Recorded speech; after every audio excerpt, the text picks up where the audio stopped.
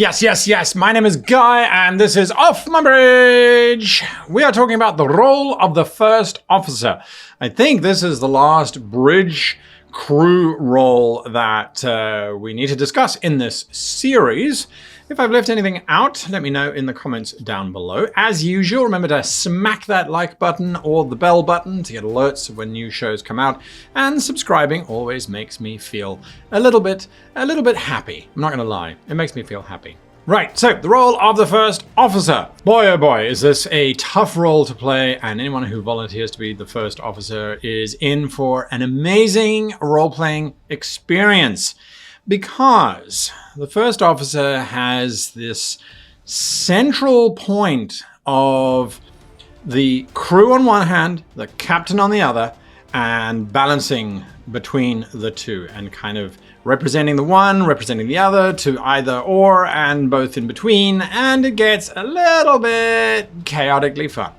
And here's why. So, what is the key mandate of the first officer? The key mandate of the first officer is, of course, to execute the captain's orders. If the captain says do X, the first officer is responsible for making sure that X is done. The first officer will assign the crew necessary for that task unless the captain has already done so. They will check in with those crew. Hey, how are you doing on the track? Are you doing your sciencey thing? Are you doing your investigation thing? Do you need more resources? Do you need less resources? How can we work together more?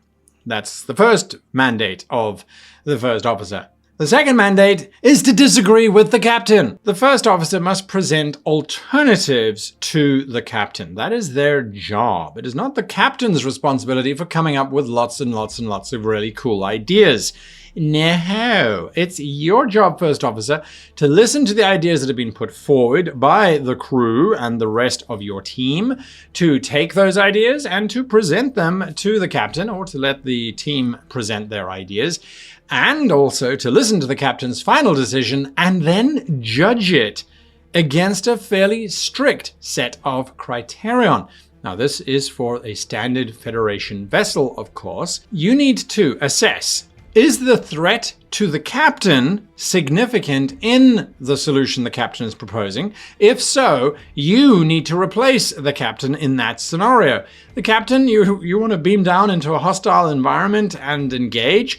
No, I will beam down into that hostile environment and engage whilst you stay on the ship and coordinate everything, which is more in keeping with your job. In the TV series, this kind of was really reinforced in The Next Generation, and then mostly forgotten about as we moved more towards DS9 and Voyager. The reason being, the captain became the principal character of the show and always wanted to be in all of the scenes. I'm looking at you, Archer.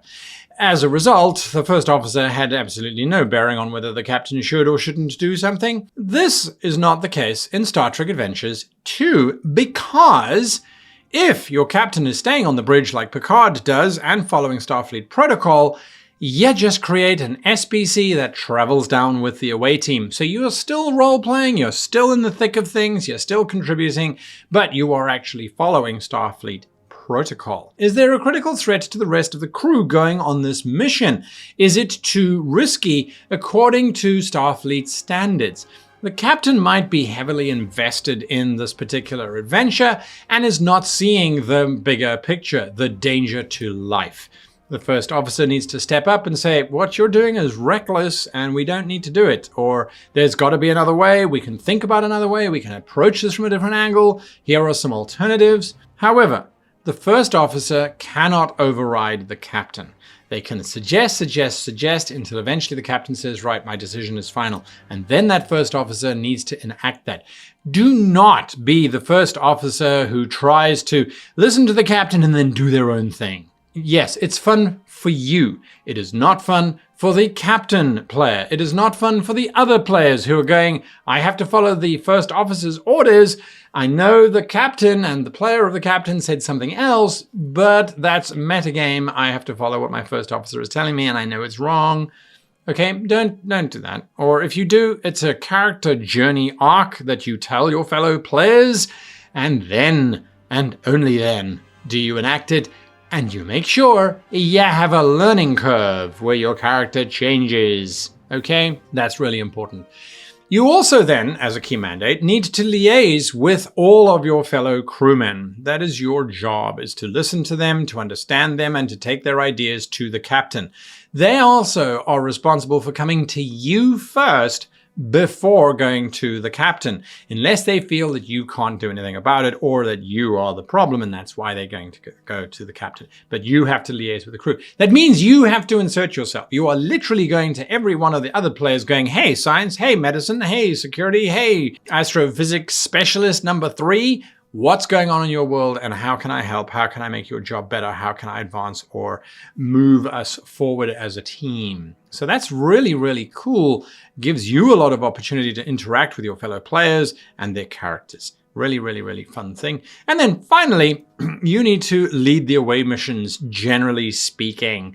The captain is not supposed to go down, not supposed to leave their ship. You are supposed to go there and do that and act on the captain's behalf. Questions that a first officer should be asking. Who is the most qualified to do whatever needs to be done? How can they be supported? Who can support them? How are they doing? How far are they going? Are they reaching a deadlock? Do we need to bring in other folks? Do we think other perspectives would be helpful in solving this?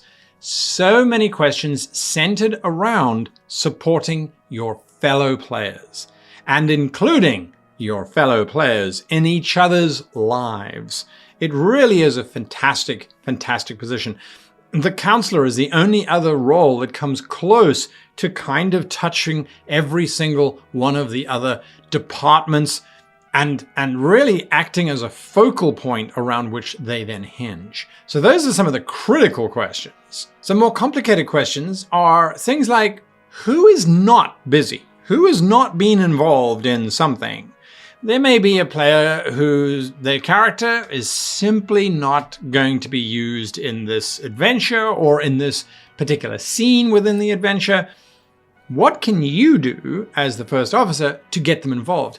And it doesn't necessarily have to have anything to do with what's currently happening. Oh, the science and medicine team are busy examining this new alien corpse thingy, and the operations officer has nothing to do with them whatsoever. What can the operations officer do? Well, the operations officer can run a diagnostic on the ship's systems. The operations officer could go play racquetball with the first officer. The operations officer could get some free time. Go explore one of your hobbies. Go relax. Go have fun.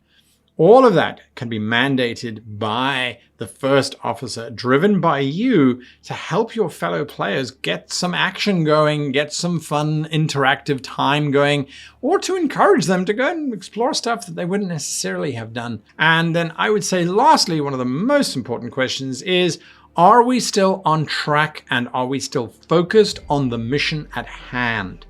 There are many times where I see games where the players have kind of lost focus because they're rabbit holing and they're going off on different things. It's the first officer who needs to step in and say, hey folks, attention please, thank you. I know it's really interesting, the fabric that the alien uniform was made out of, but that has nothing to do with tracking down the alien that has abducted the president of the United Federation of Planets. Unless you really think it does. Does anyone here think it has any relevance? No? Okay. Moving on, folks. Let's find this alien abductor and the president. What can we do to track him, to find him? Where can we go? Let's refocus. So asking, are you on focus? Are you on track? Is super, super critical. Something that the first officer should not be doing, the first officer should not be so bogged down in their own research, in their own thing, that they don't have time for anybody else. You might be the perfect candidate to pilot the shuttle, but the helmsman is there too. So give it to the helmsman. You should be coordinating everybody else, preparing and adjusting for everything else. If you are doing what the helmsman's doing, what is the helmsman doing?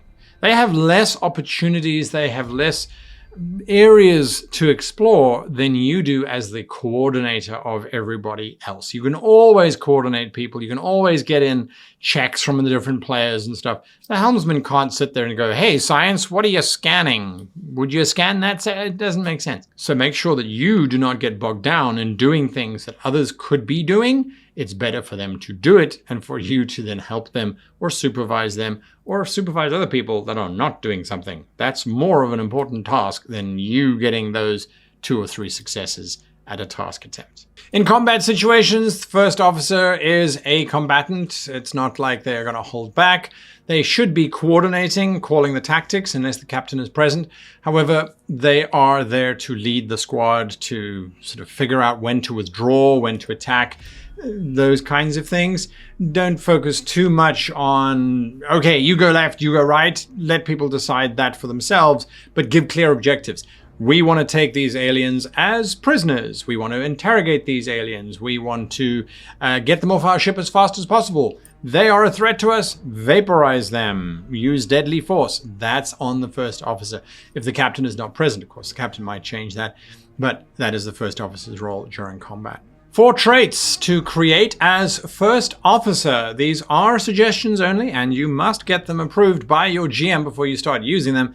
They are not from any official rulebook. They are from my noggin as to what makes sense. Now, to create a trait, of course, you have to spend 2 momentum. Bear that in mind, and traits usually last as long as the scene, or less, as might be the case. Right, the first trait that we get is called teamwork. Now, there is the option of doing the help action in Star Trek Adventures 2, which is great and under normal circumstances works wonderfully well. However, the first officer's entire job is to coordinate the team, to get the best out of the team by working together. So, if the trait teamwork is created, then what happens is, instead of the help action, all of the characters present get to attempt the task, so they're all rolling 2d20 or more if they're spending momentum. But then, instead of the character who's attempting it looking at their roll and then being assisted by others, everybody's roll gets analyzed, and the highest roll amongst the lot is used as the base for success for the character who is attempting the task. What this means is that you are effectively getting the department of the character who's attempting the task at the roll of whoever rolled highest. It's quite strong, but I think it represents the first officer really, really well. Quoting the Prime Directive. This is a temporary trait, and it really kind of triggers on the moment. However, when the Prime Directive is quoted, the first officer automatically gains 1 success at any social conflict attempt, task attempt that they make in that round. They automatically get 1 success straight away. By quoting the Prime Directive, all sorts of things can happen. If you're quoting it against an enemy, the enemy is delayed for a moment, or they trust that when you say, I will give you the ship, just give us 1 hour to evacuate the engineering section, because the Prime Directive states that we cannot leave behind any of our creatures and some take a long time. That's quoting the Prime Directive. That gets you 1 success on your attempt to deceive the enemy. So that's Prime Directive. The next trait is Big Picture. Big Picture is the first officer sitting down, taking a step back, doing whatever it is that they want to do from the scene, and going, what is the big picture? What are we missing? What are we not missing? What kind of makes sense? And I frequently get this question from players where they're like, could I assume this? And you're like, well, of course you can assume it. You're you. You can assume whatever you like. But that's not what they're really asking. What they're asking is what we're talking about, does that sound like we're feasibly on the right track? By spending 2 momentum, can ask the GM, are we on the right track? Does this feel like we're on the right track, or does this feel like we're heading in the wrong direction? And then the GM is required to answer, it feels right. You feel as if something is missing. You feel as if maybe there's still more to this than meets the eye. That is the GM just saying, keep going. Or, hey, you're there. You don't need to keep going. move forward with what you've got. This next trait requires it to be set up before anything happens, and that is called I support my captain. And what happens here is you create the trait at the beginning of the scene, and if during the scene the captain is to take any stress, you can take half on the captain's behalf, assuming that you are in the same location. So in those tense negotiation scenes where the captain's losing stress because you can be right there next to your captain, the loyal first officer that you are, and you are sustaining stress on their behalf. And I think that really represents what the first officer needs to do. This concludes my series on the roles of the different characters within Star Trek Adventures 2. I hope that you have enjoyed this journey with me. If there are any other roles, it's like, I really want to know what the astrophysicist is all about. I mean, we can explore them. Let me know in the comments down below. If there are any traits that you would create for a first officer and you felt that I missed them or would just like to add to them, in the comments down below. The more comments we get, the more people see the video. So it's a good thing all round. I wish you and yours long life and happy gaming.